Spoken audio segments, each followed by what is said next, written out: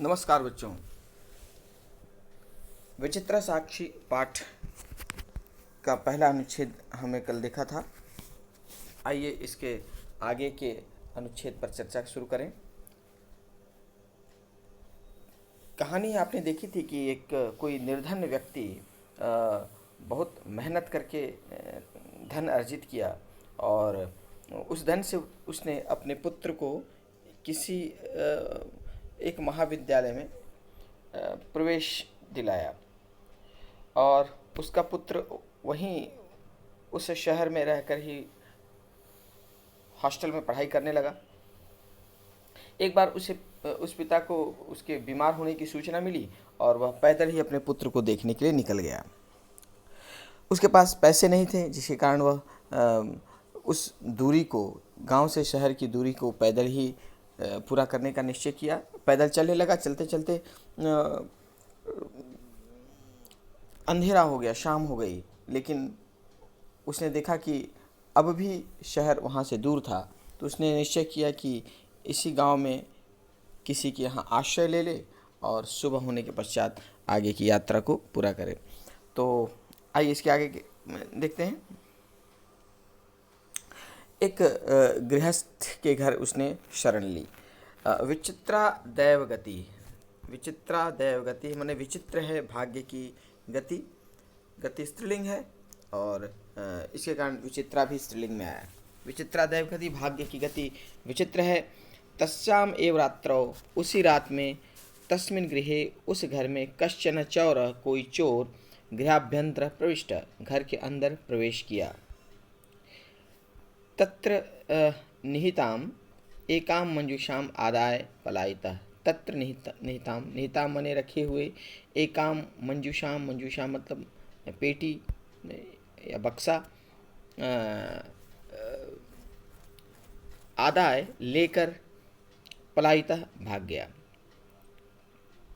वहां रखी हुई एक पेटी को लेकर भाग गया।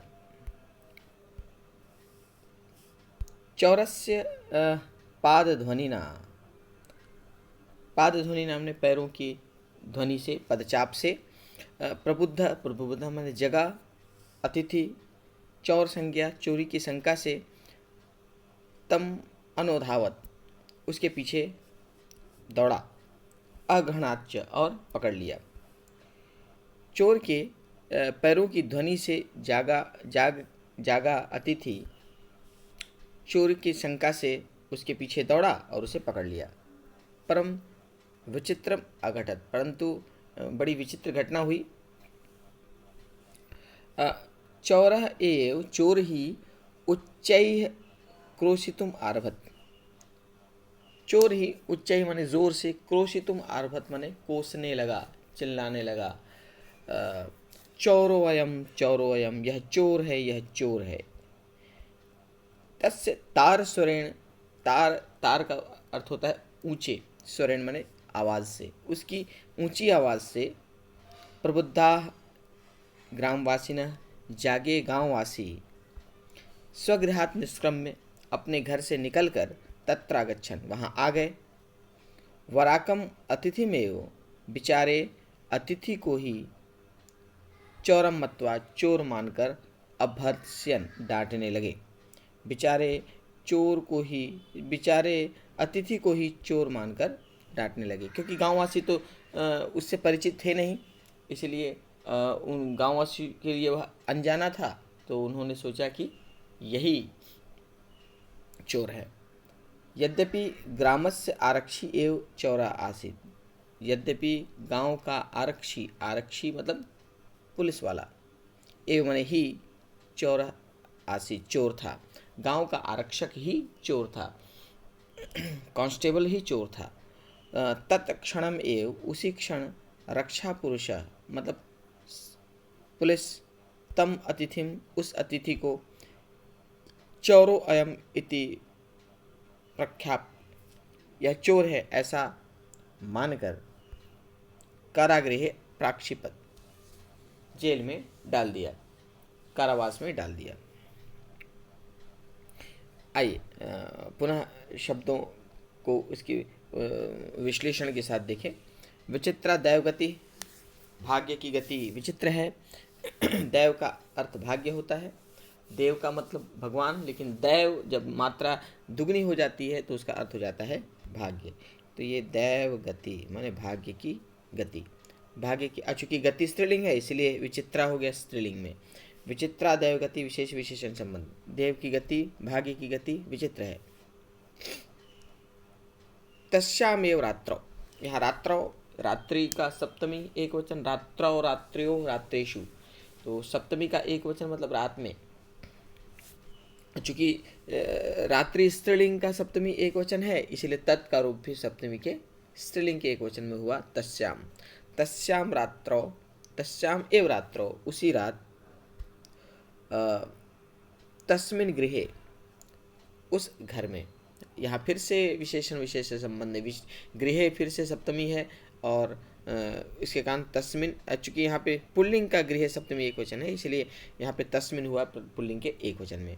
तो तस्याम गृहे, उस घर में। तस्याम रात्रौ स्त्रीलिंग में है और तस्मिन गृहे पुल्लिंग में है, दोनों सप्तमी का ही रूप है। तो तस्याम रात्रौ, तस्याम एव रात्रौ, उसी रात, तस्मिन गृहे, उस घर में, कश्चन चौरः, कोई चोर। ठीक है, ये आप ध्यान से देखें तो हर एक शब्द एक दूसरे से रिलेटेड है, विशेषण विशेष संबंध है। तस्याम के साथ रात्रो है और तस्मिन के साथ गृह है और कश्चन के साथ चौरह है। चौरह जो है पुल्लिंग का एक वचन है, चौरह चौरह चौरह, इसीलिए किम का रूप भी कह आया है, कह चौरह, और चन लगकर ये रूप अनिश्चितवाचक सर्वनाम का हो गया। कि कोई शब्द की संज्ञा का जब निश्चित पता नहीं होता तो वो अनिश्चितवाचक हो जाता है, और अनिश्चितवाचक के साथ चन लग जाता है। तो कश्चन, तो कोई, कहचन, वास्तव में जो कहचन है तो कहचन चोर, तो कोई चोर। यहाँ भी विशेषण विशेष से संबंध है। गृहाभ्यंतर माने घर के अंतर, अभ्यंतर माने घर, गृहाभ्यंतर घर के अंदर, प्रविष्ट प्रवेश किया, प्रविष्ट अभ्यंतर अव्यय है, गृहाभ्यंतर घर के अंदर, प्रविष्ट, प्रविष्ट में विष धातु है, उसके साथ प्र उपसर्ग और त प्रत्यय मिलकर बना है प्रविष्ट। प्रविष्ट, प्रविष्ट, प्र विष और त प्रत्यय। तो घर के अंदर प्रवेश किया। तत्र निहिताम एकाम मंजूषाम, यहाँ देखिए मंजूषाम विशेष्य है। मंजूषा माने पेटी, और कैसी पेटी? वहाँ रखी हुई पेटी। कितनी पेटी? एक पेटी। तो मंजूषाम द्वितीय का एक वचन, इसी स्वरूप में निहिताम भी हुआ और इसी स्वरूप में एकाम भी हुआ। तो तत्र निहिताम एकाम मंजूषाम, अर्थात वहाँ रखे हुए एक पेटी को आदाय। ये विशेष विशेष विशेष मंजूषाम और निहिताम और एकाम उसका विशेषण। इसके बाद यहाँ आदाय। आदाय यहाँ पे ल्यप प्रत्यय है क्योंकि अंत में यह है, और ये बना है आ उपसर्ग के साथ दा धातु और ल्यप प्रत्यय के साथ। आदाय मतलब लेकर, लेकर। पलायितः, पलायितः माने भाग गया, पलायितः में त प्रत्यय है।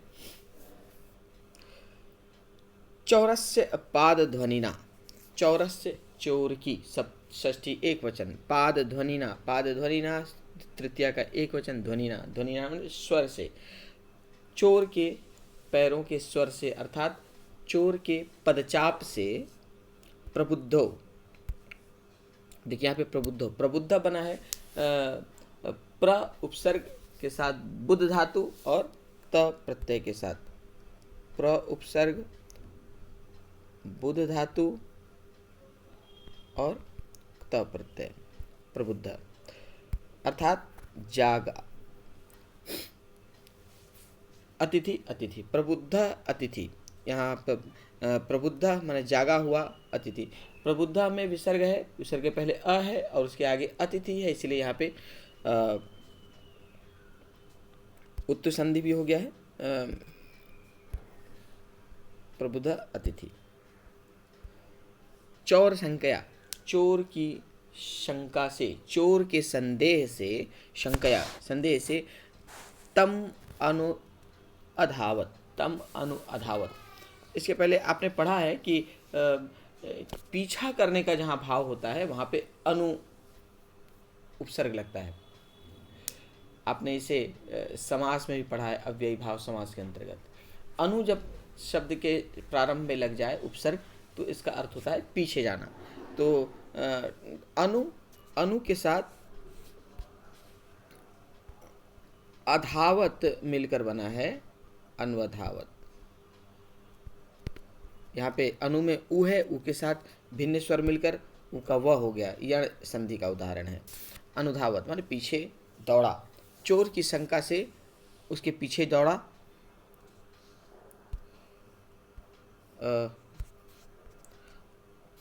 अघृणाच, अघृणात माने पकड़ लिया, च माने और। यहाँ भी व्यंजन संधि का उदाहरण है ये, अघृणात च। ये अघृणात त के साथ च, तो त के साथ जब च मिलता है तो त च में बदल जाता है। जैसे त के साथ ल मिलता है तो त ल में बदल जाता है, वैसे ही त के साथ च मिलता है तो त च में बदल जाता है। तो अघृणात च मिलकर बना है अघृणात च। तो चोरी की शंका से उसके पीछे दौड़ा और पकड़ लिया। परम विचित्रम अघटत, परम माने परंतु, विचित्रम अघटत मतलब विचित्र घटना हुई। चौरः एव उच्चैः क्रोशितुम आरभत, चौरः एव चोर ही, उच्चैः जोर से, क्रोशितुम आरभत कोसने लगा, चोर ही जोर से कोसने लगा, चोर ही जोर से चिल्लाने लगा। चौरोयम, चौरोयम, तो ये उत्तर संधि है, चौरः अयम, चौरः अयम है ऐसा। तो यह चोर है, यह चोर है, अयम माने यह चोर है, यह चोर है।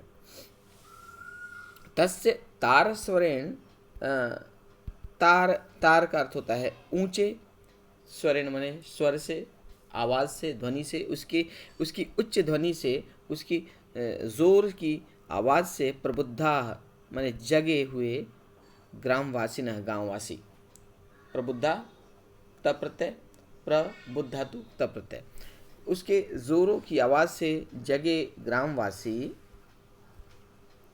स्वगृहात अपने घर से, स्वगृहात अपने घर से, निष्क्रम्य, निष्क्रम्य मतलब निकलकर, निष्क्रम्य में ल्यप प्रत्यय है, निस उपसर्ग, क्रम धातु, ल्यप प्रत्यय, अपने घर से निकलकर, तत्र आगच्छन, तत्रागच्छन, यहाँ दीर्घ स्वर संधि है, तत्र के साथ आगच्छन मिलकर बना तत्रागच्छन, वहाँ आ गए। वराकम अतिथिम एव, वराकम का अर्थ होता है बिचारे, अतिथिम एव अतिथि को ही, बिचारे अतिथि को ही, च और बिचारे अतिथि को ही, चौरम मत्वा चोर मानकर, अभर्त्स्यन, भर्त्स्यन मतलब डांटने लगे, चोर को डांटने लगे। यद्यपि ग्रामस्य आरक्षी, यद्यपि माने यद्यपि, ग्रामस्य गांव का, आरक्षी मतलब आरक्षक, कांस्टेबल, एव चोर आसीत, कांस्टेबल ही चोर था वास्तव में। तो वो जो चोरी करके जो भाग रहा था वो गांव का कांस्टेबल था, पुलिस विभाग का कर्मचारी था, वही चोरी किया था, उसी ने चोरी किया था। तो स्वाभाविक है उसकी बात पे सब तो यकीन करेंगे ही, तो उसने अपना इल्ज़ाम उस अतिथि पर लगा दिया। तो वास्तव में गांव का कांस्टेबल एव ही चोर आसी, चोर था। तत्क्षणम एव, उसी क्षण, रक्षा पुरुष, रक्षा पुरुष मतलब पुलिस के कर्मचारी, आरक्षक, पुलिस के सैनिक, तम अतिथिम उस अतिथि को, चौरो अयम यह चोर है, इति प्रख्याप्य यह चोर है, इति प्रख्याप ऐसा मानकर, यह चोर है ऐसा मानकर, कारागृहे प्राक्षिपत, कारागृह का अर्थ होता है कारावास, प्राक्षिपत माने डाल दिया। तो